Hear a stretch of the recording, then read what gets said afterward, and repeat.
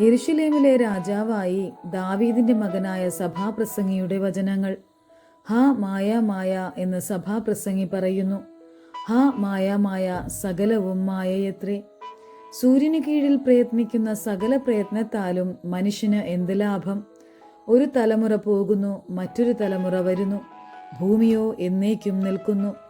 സൂര്യൻ ഉദിക്കുന്നു, സൂര്യൻ അസ്തമിക്കുന്നു, ഉദിച്ച സ്ഥലത്തേക്കു തന്നെ ബന്ധപ്പെട്ട് ചെല്ലുന്നു.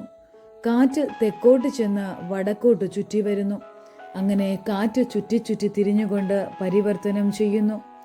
സകല നദികളും സമുദ്രത്തിലേക്ക് ഒഴുകി വീഴുന്നു, എന്നിട്ടും സമുദ്രം നിറയുന്നില്ല.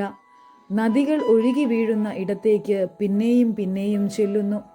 സകല കാര്യങ്ങളും ശ്രമാവഹങ്ങളാകുന്നു. മനുഷ്യൻ പറഞ്ഞാൽ തീരുകയില്ല. കണ്ടിട്ട് കണ്ണിന് തൃപ്തി വരുന്നില്ല, കേട്ടിട്ട് ചെവി നിറയുന്നതുമില്ല. ഉണ്ടായിരുന്നത് ഉണ്ടാകുവാനുള്ളതും ചെയ്തു കഴിഞ്ഞത് ചെയ്യുവാനുള്ളതും ആകുന്നു. സൂര്യന് കീഴിൽ പുതുതായി യാതൊന്നും ഇല്ല. ഇത് പുതിയത് എന്ന് പറയത്തക്കവണ്ണം വല്ലതുമുണ്ടോ?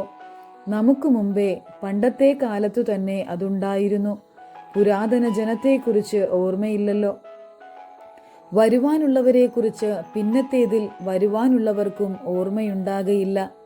സഭാപ്രസംഗിയായ ഞാൻ യെരുശലേമിൽ ഇസ്രായേലിന് രാജാവായിരുന്നു.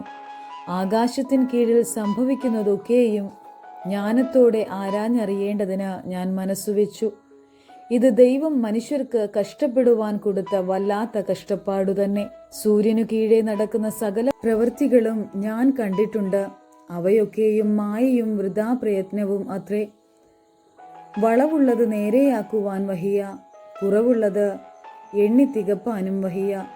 ഞാൻ മനസ്സിൽ ആലോചിച്ചു പറഞ്ഞത്, യെരുശലേമിൽ എനിക്ക് മുമ്പുണ്ടായിരുന്ന എല്ലാവരെക്കാളും അധികം ജ്ഞാനം ഞാൻ സമ്പാദിച്ചിരിക്കുന്നു. എൻ്റെ ഹൃദയം ജ്ഞാനവും അറിവും ധാരാളം പ്രാപിച്ചിരിക്കുന്നു. ജ്ഞാനം ഗ്രഹിപ്പാനും ഭ്രാന്തും ഭോഷത്വവും അറിവാനും ഞാൻ മനസ്സുവെച്ചു. ഇതും വൃഥാ പ്രയത്നമെന്ന് കണ്ടു. ജ്ഞാന ബാഹുല്യത്തിൽ വ്യസന ബാഹുല്യം ഉണ്ട്.